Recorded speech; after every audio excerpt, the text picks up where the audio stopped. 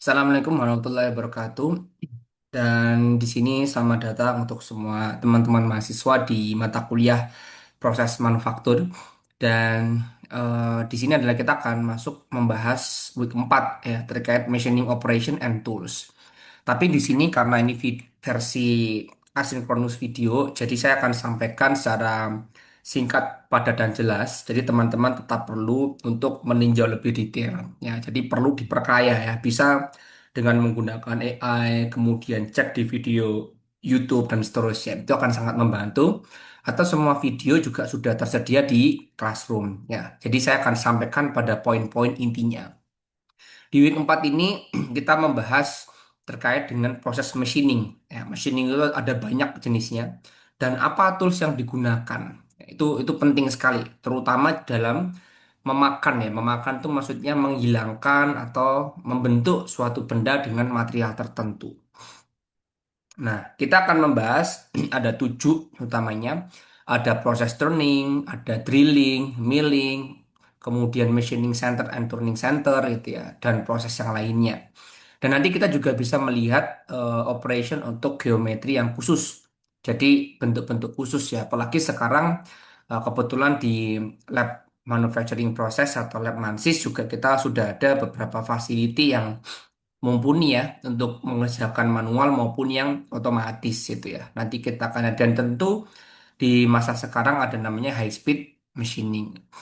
Nah, sebenarnya apa itu machining? Machining ini sebenarnya biasanya dianggap sebagai MRP ya, material removal process. Jadi bagaimana kita bisa memotong atau membentuk ya, mengurangi benda kerja agar sesuai dengan geometri yang kita inginkan. Dan biasanya memang machining ini banyak menggunakan bahan-bahan di metal part ya, atau komponen-komponen metal gitu.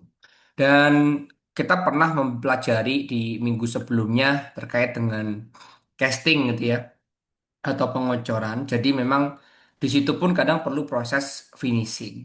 Jadi dalam machining ini memberikan apa ya, keleluasaan untuk kita untuk meningkatkan presisi dan akurasi. Akurasi itu misalkan kita dimensinya adalah 1 cm. Nah, misalkan kelebihan 1,1 berarti harus mendekati target 1 cm-nya. Kalau precision itu berarti dia rentangnya. Kan ada beberapa spek ya, spesifikasi. Oh, ini 1 cm plus minus berapa. Itu juga kita bisa mengatur dari sana. Nah, ini kalau kita melihat eh, beberapa dari proses machining itu dikategorisasi lah ya. Dengan machining part itu ada rotational dan rotational part. Kalau rotational itu ya dia bentuk silinder. Berarti ini dilihat dari objek komponennya yang akan diproses. Dan itu tentu prosesnya berbeda. Ya, kalau bentuknya seperti A kan tidak mungkin membentuk menjadi lingkaran itu dengan proses memakan permukaan. Ya, permukaan itu maksudnya kalau kita punya mesin tools, nah dia akan memakan dari atas. Itu enggak, harus dari samping nanti prosesnya. Kemudian kalau non-rotational ini apapun selain silindris, ini harus ada pemakaran dari atas ya, kayak drilling itu kan dia melubangi dari atas ke bawah. Nah, ada juga nanti milling proses dan seterusnya. Oke. Nah, ini kalau kita membahas machining operation ya, dan bagaimana kita melihat geometri part itu sebenarnya di ada berkaitan sama 2 faktor. Ya, jadi ada yang memang kita lihat dilihat dari part geometri yang memang sudah trajektori itu sudah ditentukan. Ya, kodenya itu mau kemana-kemana sudah ditentukan atau dalam proses pembentukannya. Jadi bisa dilihat dari relative motion between tool and work part. Jadi dia gerak antara komponen work partnya dengan toolnya itu divariasikan. Atau memang kita creating dengan cutting tool. Nah, nanti lebih jelasnya kita bisa lihat di berikutnya. Nah, ini ya generating shape kayak teman-teman bisa ngelihat yang warna-warna abu-abu ya. Ini namanya nih, ini kan namanya tools untuk memakan ya ini ya. Itu dia gerak. Jadi si benda kerjanya itu melingkar ya. Jadi kalau teman-teman mungkin sulit kan bisa cek juga melihat ini membuat benda kayak gerabah ya. Jadi membuat gerabah keramik itu prosesnya sama. Jadi kita kayak ada banyak itu terus kemudian dipotong. Nah, ini kita lihat ada surface-nya ya, itu dipotong. Nah, motongnya macam-macam ya. Ada yang kayak ABC itu ya, dia turning ya, namanya turning proses. Turning proses itu memakan dari samping ya. Dia bisa konturnya bisa gerak-gerak ya. Kalau misalkan dia cuma lurus ya motongnya cuma lurus saja di sini. Ya, di sini aja. Tapi kalau dia itu miring ya dia berarti digerakkan miring. Kalau dia bergelombang seperti ini berarti digerakkan gelombang seperti ini. Jadi dia sangat fleksibel. Dan ada yang makan dari atas, lihat. Dia makan ini dari posisinya atas di sini ke bawah. Ini juga memakan dari proses permukaannya. Permukaannya maksudnya dari sisi topnya ya, top view-nya ya, bukan side view. Kalau turning kan side view gitu ya. Modelnya seperti itu. Ya, itu membedakan ya proses. Jadi turning itu makan dari side view-nya, kalau milling dari top view-nya. Ini bentuk-bentuk lain lah ya kan bisa pelajari. Termasuk drilling. Nah, drilling saya rasa gampang ya kan pernah lihat orang ngedrill kayak ya pakai mungkin nembus kayu lah atau mungkin tembok itu sama. Atau juga broaching. Broaching itu lebih gede di situ ya. Jadi nanti surface-nya itu nggak cuma lubang tapi bentuknya itu lebih unik. Tuh, kalau kalian lihat yang from surface itu tidak hanya lingkaran tapi ada kiri kanannya. Nah, itu yang broaching. Dia bisa getar dengan kekuatan yang luar biasa ya. Tuh. Nah ini kalau kita ngelihat ada yang kalau dulu kan ada tanya ya, Pak gimana cara buat thread atau aliran untuk murbaut itu ya. Nah ini bisa pakai dengan latte mesin atau mesin bubut. Nah, itu juga dimakan dari kiri. Nah kalau yang milling cutter ya tadi milling itu dari top view-nya, dia makan dari top view-nya. Dan kalian bisa itu pun walaupun bentuknya lingkaran ya, tapi ketika dimakan itu apa lurus itu nanti ditembusnya jadi persegi atau jadi persegi panjang. Jadi bukan lingkaran kecuali dia motong dari atas ya. Habis itu naik lagi. Tapi kalau dia dari samping motong itu full, nah ini jadi kotak itu. Nah, ini proses turning ya nanti teman-teman bisa cek lagi. Intinya dia berputar pressing ya, contour turning, chamfering, cut off trading. Ini kita akan bahas banyak di praktikum juga. Nah, ini kalau kita lihat sebenarnya kadang kita diminta ngukur ya kecepatannya, diameternya, diameter yang besarnya, diameter kecilnya. Kenapa? Karena proses pemakanan itu perlu mempertimbangkan kecepatan ya atau feed rate-nya. Jadi kenapa ini penting? Karena di dalam ilmu tribologi, teman-teman, kalau dalam proses pemakanan itu nggak presisi atau terlalu cepat dan seterusnya itu bisa aus. Ya, memang single point tool si cutting tool itu dia akan lebih keras ya, hardness-nya lebih keras, lebih getas juga, tapi dia lebih keras dibandingkan dengan benda kerjanya. Nah, lihat nih pemakanannya. Jadi kan bisa bayangkan itu gesekan antar proses ya, benda kerja dengan cutting tools. Nah, itu fit rate-nya sangat dilihat. Itu banyak teori kan bisa nanti lihat macam-macam lah karena setiap benda kerja punya fit rate masing-masing. Dan kadang ada beberapa ditambah cairan. Jadi nanti kalau next kalian pakai CNC ya, mesin CNC pun kan bisa ngeliat lah di situ pemakaran itu disemprot coolant ya, pendingin lah.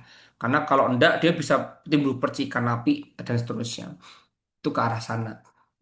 Nah, ini kalau kita ngeliat dia nah ini beda perbedaan tadi ya. Taper tuning itu dia bikin kayak apa apa nggak melengkung sih, tapi lebih kepada dari yang corong ya, dari yang gede ke kecil penampangnya.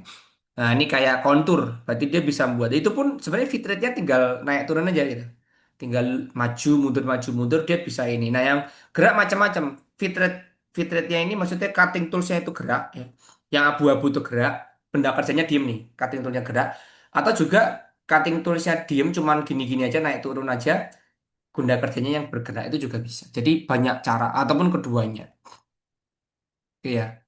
Nah, ini bentuk lagi, kadang kita diminta menghaluskan kalau kita punya piston kan, biar bayangkan kalau itu nggak dipotong pucuknya, itu bisa melukai tangan ya kan kalau dipegang. Makanya dia dibikin atau dibuat dia lebih apa namanya biar nggak tajam. Nah ini proses chamfering, ya, cutting edge yang paling pojok lah. Jadi biar sudutnya itu rapi tuh teman-teman. Nah ini kalau motong mudah ya, tinggal pakai cutting tool di situ dimasukkan, dilepas lagi itu sudah jadi eh, apa namanya cut off atau dipotong. Nanti ketemu gramnya, gram itu kotoran waste-nya, lin ya itu nanti proses lin ya, itu waste-nya akan keluar kita kumpulkan. Biasanya ada tampungan tuh kalau di mesin-mesinnya. Ini threading ya atau trading proses ya, ini buat apa motorboat. Jadi dia nggak manual. Oke. Ini boring ya, berarti ngebor ya, ya saya rasa ini nggak sulit lah kita buat lubang dan seterusnya. Ini drilling, proses ngedrill. Ya, kalau drilling memang dia secara dimensinya agak sedikit berbeda ya. Tuh fit rate-nya dia ya seperti mesin bor biasalah, pakai driller lah ya, atau alat drill. Ini cooling, jadi ini sebenarnya ini bukan machining operation ya. Jadi ini bagaimana kita apa namanya memproses untuk menghaluskan itu aja sih ya. Jadi tidak menghilangkan sampai remove proses yang signifikan ya di sini ya. Nanti kalau lihat kan bisa cek juga knurling proses ya di YouTube atau video lain. Nah ini sebagai teori aja. Kalau memang nanti diminta untuk teman-teman menghitung dan apa di ujian gitu ya, kalian bisa pelajari lah. Nah ini kan tinggal dicek aja. Tapi biasanya memang tujuan utamanya itu kita harus tahu apa kecepatannya berapa, cutting speednya berapa itu sangat menentukan ya. Termasuk material removal rate. Tadi saya bilang kenapa ini penting dihitung. Karena kalau ternyata kita nggak bisa ngitung, removal rate-nya terlalu tinggi juga terlalu panas. Panas dia bisa percikan, percikan bisa ngelelehin dan mungkin permukaannya nggak akan bagus karena bisa gosong-gosong dan kasar. Itu akan sangat mempengaruhi ya. Kalau misalkan terlalu cepat juga atau apa bisa patah cutting toolnya. Ya, itu faktornya sangat banyak. Makanya kalau sekarang sebenarnya sudah ada spek khusus ya, motong apa, pakai apa itu sudah ada semua. Kalau dulu kan eksperimen. Nah, ini coba kalian nanti mungkin latihan ngitung ya, proses sequencesnya gimana. Ini proses itu maksudnya gimana sih bentuk yang benda objeknya kan yang ini ya, yang kotak ini ya. Terus bagaimana dia bisa jadi seperti ini, jadi 40. Berarti kan makan 10 nih. Nah, ini bagaimana? Ini proses apa namanya? Yang ini proses apa namanya? Ini proses apa namanya? Ya, biasanya ada kayak gitu ya di ujian-ujian UTS biasanya bagaimana kita menggambar. Oh, mohon maaf, ternyata diameter pertanyaan 60 ya. 60 tapi kita proses jadi 50, 40, 20, 50 dan di sini ada 10-nya. Nah, itu kan bisa cek bagaimana prosesnya lah ya, pakai jenis tuning seperti apa. Oke, ini kan bisa cek nanti jawabannya. Oke, ini saya lanjutkan aja turning problem ya. Nanti kan bisa cek. Nah, ini kan mesin bubut kalau di lab Mansis yang warna hijau itu ya, yang sudah tua ya. Ya, ini salah satu. Kalau di industri masih banyak loh penggunaan mesin bubut ya, yang manual maupun semi otomatis. Jadi eh, itu cukup signifikan lah dan masih bisa dipakai. Jadi jangan salah, perawatan tradisional itu beberapa masih dipakai. Tapi memang saat ini banyak lah yang sudah bisa otomatis ya, kayak CNC dan seterusnya itu kan sudah pakai programmable logic control yang lebih menarik dan cepat ya. Memang codingnya lama, tapi kalau kita bikin mass production satu coding itu bisa dipakai untuk banyak hal, kan seperti itu. Ya itu nanti kan pelajari aja lah mana spindle itu pemutarnya, headstock itu untuk apa, speed control. Saya rasa ini standar. Kalau nanti perlu kan bisa cek langsung ya di sana. Nah ini, oke. Ini biasanya ada kayak jignya ya, jig and fixture kalau kayak apa saya sampaikan ini kayak dia dimasukkan di tengah itu pun kalau nggak pas tengah dia bisa rotasinya nggak lurus ya, maksudnya bisa bisa nggak stabil. Jadi memang perlu apa latihan. Nah itu itu ada jaws ya itu klem jadi ngeklem ya itu jig and fixture-nya masuk atau disampaikan juga ini namanya cap biasanya cap jadi dia bisa menggenggam lah untuk memastikan biar nggak lepas ya ini bentuk lainnya untuk holding materialnya ya ini saya rasa nanti untuk praktikum akan dijelaskan semua ya bagaimana mempersiapkan jadi nggak cuma memproses di praktikum nanti itu mempersiapkan ya itu nggak sulit teman-teman tapi memang butuh ketelitian dan akurasinya oke ya. Oke, saya lanjut lagi. Ini chucking machine tadi sudah saya sampaikan caknya ada bar machine, automatic screw machine ini bagian-bagian aja sih sebenarnya multiple spindle. Nah ini spindle itu putaran itunya yang lingkaran itu ya yang muter ya. Itu bisa macam-macam bahkan dia. Nah yang tengah itu apa? Yang tengah ini tuh dia apa namanya kayak tools. Jadi toolsnya tuh bisa diganti. Ada di atas mau pakai nomor satu kah, nomor dua, nomor tiga. Jadi kayak settingan itu. Mirip kayak itulah ballpoint warna-warni tahu kan ya? Ballpoint warna-warni kan dipencet merah warnanya keluar merah biru biru. Jadi dia satu lingkaran itu melingkar tuh banyak tools yang bisa dipakai ya. Itu ya sekarang bisa bisa macam-macam lah nggak cuma stick. Ya, ini boring. Ya kayak saya rasa kalau boring boring bar, rotating work path ini hampir sama lah. Kalian bisa bisa pelajari ini banyak banget. Kalau boring sama drilling sih harusnya proses itu kan pernah melihat ya. Kalau belum pernah kan bisa cek. Nah ini vertical boring. eh jadi dia ada namanya, dia di tengah ya. Ada dudukannya. Ini dudukannya. Kemudian ini work part. Nah ini diputer nih. Kemudian ini tool headnya ini. Nah tool headnya ini itu naik turun. Jadi benda kerjanya ini dia melingkar. Yang ini tinggal naik turun. Tergantung untuk proses pemakanannya ya. Itu. Jadi memang unik. Setiap proses itu ada unik. Jenisnya bisa macam-macam. Ini boring bar ya. Eh, kan bisa lihat ini yang bisa makan. Nah ini bahannya salah satunya cemented carbide ya. Ini karbida. Jadi dia cukup keras ya. Tapi memang dia tetap nanti tetap ada masa ausnya. Makanya kita perlu checking berkala. Ini proses drilling ya dari atas ke bawah. Saya rasa mudah ya. Motion toolsnya. Nah motion toolsnya itu biasanya arahnya naik teman-teman ya. Ini kalau kebalik. Nah, kalau kebalik kan bisa banget. Karena drilling itu kan memakan bagian sini. Ketika dia memakan itu kotorannya, hasil pemakanan itu akan dikeluarkan. Jadi kayak putaran itu dia nanti ikut ke sini nih. Seret. Nah, ini naik. Nah, kalau kebalik ya dia nanti nggak bisa drilling ya. Karena drilling harus memakan dan menaikkan kotoran-kotoran itu. Ya. Nah, ini beberapa teorinya bagaimana. Jadi drilling itu ada ciptanya itu untuk menentukan kemiringan, pemakanan, whole of depth-nya bagaimana, thickness-nya itu semua bisa dihitung. Tapi makanya kita sekarang punya spek ya. Kalau saya pernah nge-drilling itu ada yang apa, yang dia kecil, sedang, bahannya besi, bahannya kayu itu beda semua. Jadi dia nggak bisa universal. Ada sih memang ada universal, cuman beberapa keperluan utama aja. Tapi kalau spesifik itu nggak bisa. Nah, ini silakan bisa dicek lagi ya. Ini biasanya apa namanya? Kita memang di Prosman kita mungkin ngitung cuma ngecek-ngecek aja sih ya. Karena saat ini kemajuan teknologi sudah luar biasa, jadi kita tinggal membaca speknya untuk apa sudah cukup. Itu. Tapi yang jelas tadi bentuknya macam-macam, speknya macam-macam. Nah, di drilling itu beda-beda nih kan. Kalau kalian kan paling lebih lihat cuman yang tadi ya, yang modelnya kan kayak trading ya. Padahal sebenarnya ada reaming, ada tapping, counter boring ini ya. Jadi kalau dia cuman untuk membuat lubang lurus yang surface finishnya bagus, nah itu ini pakai yang reaming. Nanti kalau mau lihat di YouTube bisa lebih jelas lagi. Terus ini tapping ini internal screw, jadi screw yang di dalam. Jadi kan kalian kan buat kalau trading yang di luar tuh yang tadi luaran. Kalau udah di dalam untuk pasangannya masuknya itu pakai yang B. Kalau counter boring ini dia punya khusus ya kan bisa lihat. Jadi dia bisa diameter yang apa dari besar kemudian kecil. Jadi kayak apa namanya modelnya mirip kayak corong gitu ya. Nah ini yang lain-lain counter sinking ya. Center drilling, spot facing. Jadi paling enggak kalau teman-teman tahu kalau variannya cukup banyak untuk itu.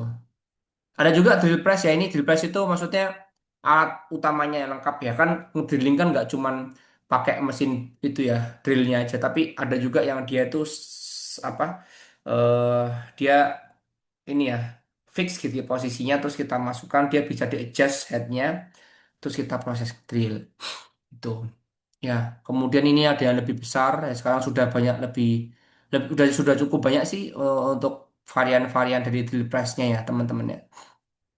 Nah, sekarang kita ke milling. Tadi sudah saya bilang, milling itu top view. Nah, top view. Yang dimakan itu top view. Jadi dia makan dari atas ya, memakannya. Itu keunikannya itu ya. Di sini ada namanya peripheral milling. Nah, itu tidur posisinya. Tapi tetap dia makan permukaan top view-nya. Ya, bukan side view ya, top view. Kalau face milling ya itu, berarti wajah si milling tadi itu ditekankan di situ sehingga dia bisa menghilangkan full. Itu, ini perbedaannya ya. Tadi sudah saya jelaskan dengan gambar tadi sudah cukup jelas. Nah, ini beda-beda lagi. Ada slab milling, ada slotting, ya, ya. Dari milling pun ada yang khusus ya. Itu pakai side dari samping. Tapi side itu bukan side view, bukan si work benda kerjanya dari samping, tapi si millingnya itu memakan dari samping ya. Itu. Ada straight milling, foam milling dan seterusnya untuk pembentukan dan lain-lain. Nah, ini. Jadi kan bisa ngelihat ya, tooth cutter ya, itu bisa macam-macam tuh rotationnya. Jadi rotationnya selalu bisa apa namanya membuang. Jadi kayak tadi proses membuang untuk benda kerjanya. Ya, ini bentuk-bentuk lain. Kalau konvensional paling mudah ya yang A itu ya. Kalau yang B itu partial face milling, cuman setengah. Kemudian ada end milling, ada profile milling. Jadi kalau end milling itu sampingnya itu diputerin. Nanti kita akan belajar lah di praktikum bisa lebih lanjut. Ini cara pemakanannya, ada yang pocket milling ya kayak dompet gitu ya, di tengah dikasih wadah, pocket kan berarti kan wadah. Sama kontur juga bisa kontur nanti naik turun tuh si millingnya. Tapi dia makan dari sisi top view-nya. Ini beberapa perhitungannya. Kalau cutting condition in milling. Nah ini knee and column di milling machine ya. Jadi milling itu bisa horizontal lihat bentuknya. Ada yang horizontal, ada yang bentuknya vertical knee. Jadi kan tadi kan prosesnya macam-macam ya. Ada yang vertikal, ada yang horizontal. Ya, jadi tergantung proses kan mau seperti apa type-nya itu juga mempengaruhi. Ini machining center ya.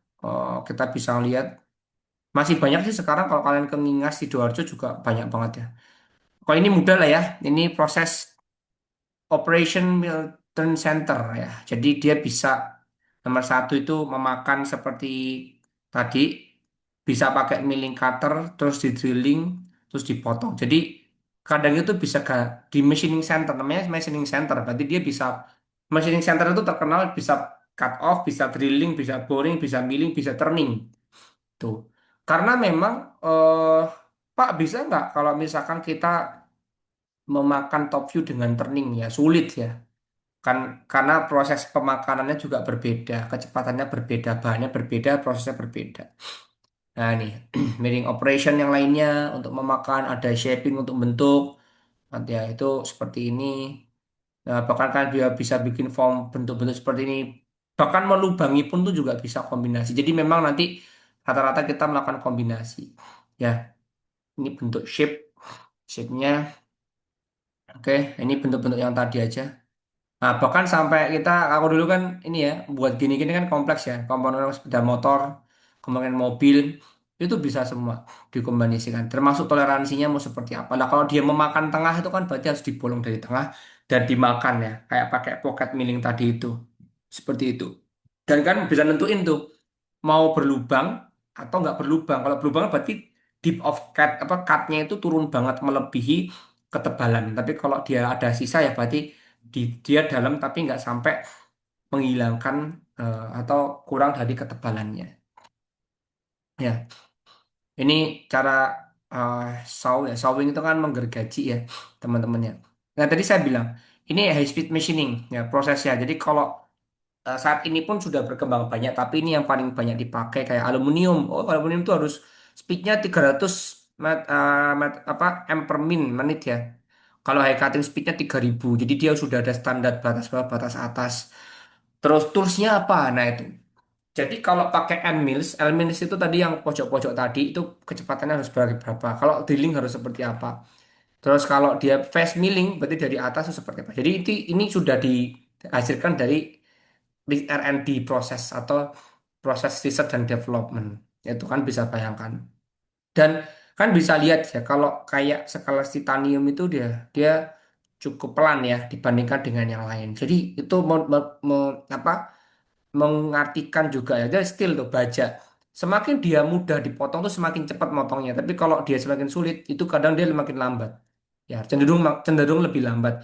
Kenapa? Karena tadi kalau sama-sama keras kalian potong itu bisa panas sekali, bisa secara safety berbahaya. Jadi potensi resikonya, security-nya tuh safety-nya akan sangat penting di aspek situ ya. Ini ada brevet machining ya. Ini proses yang macam-macam ya kan bisa lihat ini menarik ya. Tapi video nggak bisa di play. Honing engine block. Jadi bagaimana membuat blok itu bersihinnya ya. Ini ada grinding wheel. Nah, kalau abrasif itu biasanya menggunakan beberapa apa namanya material yang dari kimia ya. Ada aluminium oksida, silikon karbida dan seterusnya. Ini pengayaan aja sebenarnya. Ini pengayaan untuk tambahan aja dari kalian. Ya, ini grinding wheel kan bisa ya bagaimana dia menyatukan ya kayak komposit ya. Tapi ingat ini bukan plastik sih ya. Jadi dia campuran dari antara apa bond material dengan abrasifnya. Ya. Ini will grade. Nah, ini nanti kalian bisa cek di video ya kalau yang ini sebagai pengayaan tambahan aja. Oke, ini cleaning equation saya rasa nggak perlu disampai ke sana. Ya, ini contoh aja kalau mau kalian mencoba silakan. Ya. Oke, kalau additive manufacturing nanti kan di 3D printing kita akan membahas. Terus kita juga ini tambahan dari saya ada temperature at work surface. Jadi bagaimana tadi saya bilang eh ilmu tribologi itu mengatur antara gesekan benda kerja dengan toolsnya. Jadi itu ada temperature yang cukup panas di sana, jadi perlu diperhatikan. Oke ya. Oke, ini silakan bisa dibaca sendiri saja kalau teman-teman lihat. Nah, ini mungkin saya kasih aja yang utama ya. Jadi proses di grinding itu memang dia itu bisa menghaluskan ya. Prosesnya menghaluskan. Jadi ada spindle yang mutar, kemudian dihaluskan. Dan sebenarnya macam-macam tuh.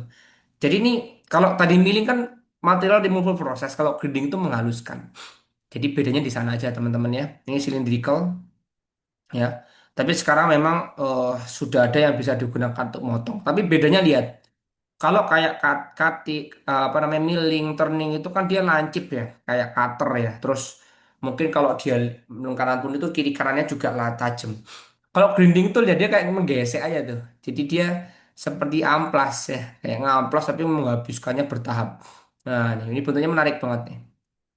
Ya, ada creep feed, ada disc grinding, belt grinding. Proses honing ini juga terkenal sekali ya eh, sampai saat ini. Oke, ini pengayaan tambahannya ada lapping, super finishing dan seterusnya. Ya, ya teman-teman. Jadi secara garis besar itu proses di dalam manufacturing itu manufacturing proses itu ada macam-macam. Jadi nanti kan pelajari yang utama di machining proses dan cutting tool ya. Ini mungkin saya belum menyebutkan jenis-jenis yang ada ya, karena bisa jadi akan sangat banyak juga tuh jenis-jenis. Kalau memakan tipe aluminium pakainya apa, kalau dia cast iron tipenya apa. Nah, itu sangat menentukan teman-teman ya, itu. Oke ya, itu untuk yang materi terkait dengan Big 4 yang A yang pertama. Jadi silakan dipelajari lagi karena saya hanya menyampaikan utama, mengenalkan saja utamanya. Setiap proses itu berkembang ya. Ini sekarang nggak hanya lapping dan super finishing aja, tapi bisa macam-macam. Jadi saya harapkan kan bisa belajar baik dari eh, bukunya gitu ya, atau kalau paling mudah untuk menggambarkan kan boleh juga menggunakan video-video di YouTube. Nah, seperti itu. Oke, itu untuk materi 4A dari saya. Terima kasih, saya tutup. Wassalamualaikum warahmatullahi wabarakatuh.